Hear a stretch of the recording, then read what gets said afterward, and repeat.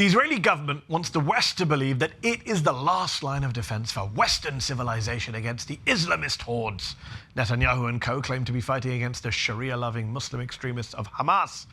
The thing is, if that's the case, why then do they keep attacking and killing Palestinian Christians?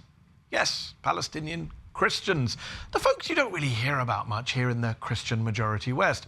At least 50,000 Palestinians in the occupied West Bank and East Jerusalem are believed to be Christians. Pre-October the 7th, at least 1,000 Christians lived in Gaza, one of the oldest Christian communities in the world, dating back to the 1st century and to Philip the Evangelist from the New Testament. And yet, just in the first month of Israel's brutal assault on Gaza, the Israeli military bombed the compound of the Strip's oldest church, killing 16 Palestinian Christians sheltering there. The church, more than 800 years old, suffered damage to its facade, and an adjacent building collapsed as a result of the strike. Then, in December, an Israeli military sniper shot and killed 2 women inside the Holy Family Parish in Gaza, an action described by the most senior Catholic cleric in England as a cold-blooded killing. Just days later, over in the occupied West Bank this past December, holiday celebrations at the world's capital of Christmas, Bethlehem, were cancelled by Palestinian Christians in solidarity with their brothers and sisters in Gaza. But look, even before October the 7th, Israeli government policy was restricting the rights of Palestine's Christians. And that's not me saying that, it's the US government. Yes, the US Commission on International Religious Freedom wrote in a report on Israel's apartheid wall, quote, "The separation barrier significantly impeded Bethlehem area Christians, including clergy, from reaching the Church of the Holy Sepulchre in Jerusalem, and made visits to Christian sites in Bethany and Bethlehem difficult for Palestinian Christians who live on the Jerusalem side of the barrier." So, where is the outrage from Christians here in America, from evangelicals in the South, for example, who love to speak up in outrage over the persecution of Christians in places like China or North Korea, but not in Palestine? Why have Palestine's Christians been abandoned and ignored in this way?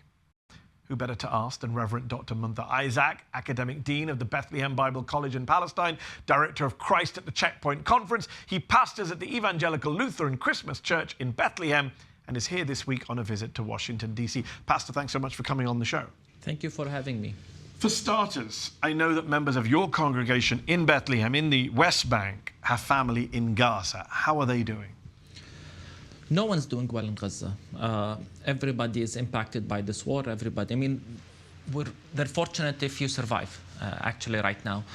They thought they will be safe in the church. They took refuge in the 2 churches, the Orthodox and Catholics, but tragically, people were killed in both churches as a result of Israeli attacks. And right now, the biggest problem they're facing is the lack of medicine and food. Many from the Christian community were killed because of there is no hospitals, there's no medicine. Chances are right now, if you get sick in Gaza, that you won't survive. It's been traumatizing for us to witness because they're very close by, but we can do nothing. And all we can do is, if lucky, get hold of them on the phone to encourage and say anything, just to comfort them. On the other hand, we're trying our best to mobilize church leaders around the world to speak out for the Christians in Gaza, but also for everyone involved in Gaza. It's a tragic humanitarian situation right now. What is your understanding of the situation on the ground in Gaza, specifically for Palestinian Christians who are trying to worship? Because in Jabalia refugee camp, we recently saw Friday prayers held for Muslims for the first time since the start of this conflict. Do Christians in Gaza have any safe places left to worship in? They're taking refuge literally inside the 2 churches. So they're praying almost every day. This is the only thing they can do right now. Because, as I say, nowhere is safe, and they think, at least within the church compound, it's safe. But many of the regular prayers were impacted. Christmas was not the same. Easter was not the same. One of the oldest traditions in Palestine is the Holy Saturday tradition, in which the light comes out of the Church of the Holy Sepulchre and then literally goes all over the world. And this was the first year that it did not get into Gaza. Everybody is impacted right now by this war. And as I said, they're fortunate if they can only survive. It's a war of a genocide that has literally left no one safe and nowhere is safe. Let's talk about the West Bank. there has been, while we've all been focused on Gaza, the world, there's been an increase in violence in the West Bank, a rampage by settlers against Palestinians. Has there been an increase in specifically anti-Christian violence in the occupied West Bank since October the 7th, in your view? And do you believe Palestinian Christians are being targeted by the Israeli far-right, by Messianic Jewish settlers, for example? Yeah, this is not a matter of opinion, Mahdi. The statistics and reports about incitements and attacks against Christians testify to that. And in fact, even Israeli human rights organizations are raising concern about the fact that these incitements against that are targeting Christians, specifically in East Jerusalem, but within also the West Bank, are on the rise. And it did not start on October 7th. It has been going for a while, but since this current Israeli government took over, we've seen a big rise in these incidents of spitting at clergy, attacking cemeteries, attacking churches, arsons at churches. And many times when I hear about how these incidents are reported, the focus is on fringe Messianic Jewish groups. The problem is not only that, the problem is the structure that protects them. Because right now they feel they have immunity. Right now they feel they are protected. And certainly after October 7th, with all the focus, and rightly so, on Gaza, they have been unleashed, attacking everybody, including Christians. And in the West Bank, while the world is watching Gaza and the focus there, settler activities is on the rise, settler violence and land confiscation and building of settlements on land confiscated from Palestinian, including Palestinian Christians, is also on the rise. You've mentioned in the past that one of the biggest problems you're facing in the West Bank as a Christian community is the exodus of young Christian Palestinians due to life under occupation. The Israelis and their supporters in the West often blame Hamas and the rise of Islamic extremism for the exodus of Palestinian Christians from both Gaza and the West Bank. What is your response to that line of argument? My response is come and talk to these people who are leaving and ask them why are they leaving. We're tired as Palestinian Christians from people speaking about us and framing the narrative in a way that fits their own political agenda rather than listening to our concerns. It's impossible to flourish as any community right now in the West Bank. It takes us sometimes 2 to 3 hours to get from Bethlehem to Ramallah because we can't get access, of course, to Jerusalem, and the checkpoints are becoming more and more difficult. Life under an Israeli occupation system that's so brutal, that controls every element of our lives, is so difficult. But we must ask the question, why is it being phrased this way? Why is it always as if Muslims are to blame for the exodus of Christians? Again, because it fits a certain narrative. It serves a certain agenda, and people in the West would go crazy if a church is attacked by Muslims in the West Bank. Yes. But we've seen all these incidents, and it's not just the incidents, it's the limitation of our freedom. It's probably the two biggest problems we're facing right now as a Christian community in the West Bank. One is the confiscation of our land. We cannot expand, we cannot live. Yes. And when I say our land, I'm not making a political statement that this is Palestinian land. I'm talking about land we've farmed and inherited for generations. This is the difference when we say this is our land. So we're not able to flourish as a community in the Bethlehem area in particular because Israel confiscated most of the land that was supposed to be part of the 3 municipalities in the Bethlehem area where most Christians live. The second is the family registration system. The majority of Palestinian Christians live outside and are denied to come back to their homeland. In some instances, Palestinian Christians, like all Palestinians, are forced to leave Palestine because they can't be with their spouses. So if I, as a Palestinian, marry a foreign spouse, yes, Israel would not grant that spouse a visa to come and live in Palestine. So what do? You just end up leaving. If a Palestinian from the West Bank marries a Palestinian from East Jerusalem, it's also complicated. All of these policies that have been rightly described as apartheid are causing Palestinians to leave, including Palestinian Christians as well. You're here in the US, you're in Washington, D.C. right now on a visit. Have you spoken to Christian evangelicals here in the US and asked them why they so strongly, some would say so blindly, support Israel over their own Christian brethren, like yourself, living under military occupation? Do you feel betrayed by them? We certainly feel betrayed. The reason is this theology called Christian Zionism, which is so prevalent among evangelical circles. And it's deeper than simply how we read the Bible. To them, they have created a worldview in which support to Israel is integral to this American identity, American exceptionalism, American national Christian identity. Part of it is, support to Israel. And they read the Bible and they only think that the right way to read it is to support Israel.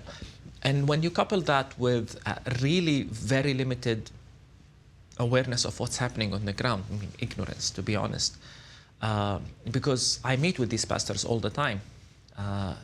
And the thing that usually changes them is when they come to Bethlehem. They're shocked. And they always say, we didn't know, we wish we knew. So it's ignorance on their part. It's ignorance, and then the mere fact that Palestinian Christians exist, and then they come and see the wall, they see how we live within basically concentrate, very compacted areas, whereas the settlements are flourishing around us, makes them, ask questions, and then it allows us to open the Bible and say, do you really support the concept of a tribal God, of a racist God? So we're trying to have these conversations. By and large, we have a problem. But for the first time, we feel some are beginning to listen. For the first time, we feel maybe we have an opportunity to engage. And I think Gaza has made many question their assumptions. And of course, we should point out, black and Latino evangelicals do not take the same position as their white evangelical brethren. When we talk about evangelicals, we're talking very much about white Christian evangelicals. Black pastors have come out very strongly in support of Gaza. But what's interesting is you're saying you're seeing some change because of Gaza. From where I'm sitting, I'm seeing a lot more religious crazies coming out of the woodwork because of Gaza. We've seen several Israeli officials, top US Christian evangelicals, and Messianic Jewish rabbis try to spin this war into a religious one, with some hoping that it marks the return of the Messiah, others predicting the end of times, Armageddon. There's talk of some settlers wanting to sacrifice a red heifer to bring about the third temple and the end of the world. How do you react to those both in the Holy Land and here in the US who are trying to turn the genocide in Gaza, the violence in Gaza, the fighting, into a religious conflict, into a holy war? Yeah. I'm sad, I'm troubled, I'm traumatized, because, for us, we're talking about real people, friends, relatives, who could be killed every day this war goes on. Yet we have pastors here who are excited about the end times and even, calling for more war. It's hard for us to understand this obsession with war and violence among many Christians in this country. And honestly, anybody who understands what some of these fundamentalist groups, Christian Zionists, are saying should be shocked that, they are friends with Israel to begin with, or with Israeli Jews. You talk about the end times, because in many of these scenarios that they hold, Jews will come to Palestine only for 2/3 of them to be massacred, and the other third then will be rescued by Jesus when he returns, and they will believe in Jesus, convert to Christianity.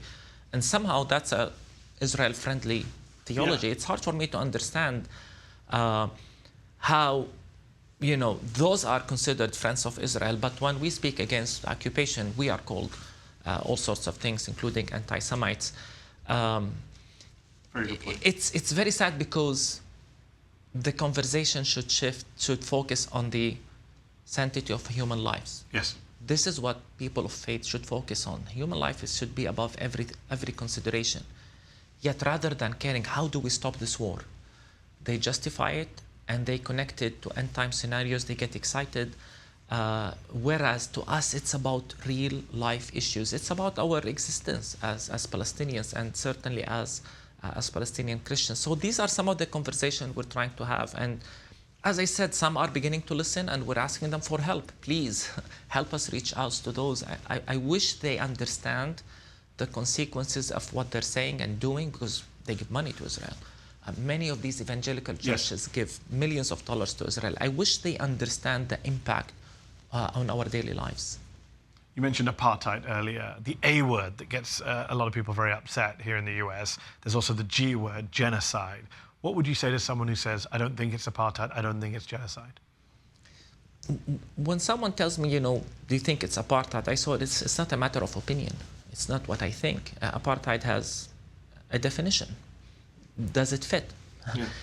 Do Israeli policies fit? And then the second thing I ask, do we really care about the international law or not? Because if we truly care, then what do we do about the reports from Amnesty International to Human Rights Watch to Israel's own Bethlehem? Yes. Palestinian lawyers have demonstrated that it is apartheid long before Al-Haq and others.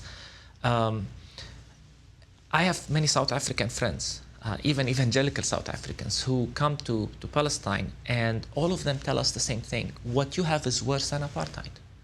They say, we can smell apartheid for distance. What you have is much worse than apartheid. And ironically, it's the same people who supported apartheid are now the ones who support Israeli policies. And so you ask yourself, did we really learn from history?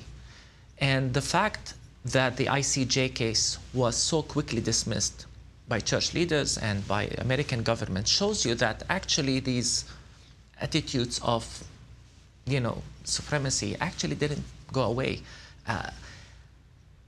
You would assume that people would respect what South African theologians, church leaders are saying, at least, people in the church, but they continue to dismiss, they celebrate someone like Desmond Tutu, the late Archbishop, except when he speaks about Palestine. The same way they celebrated Nelson Mandela, with the exception of when he spoke about Palestine. There's always a Palestine exception.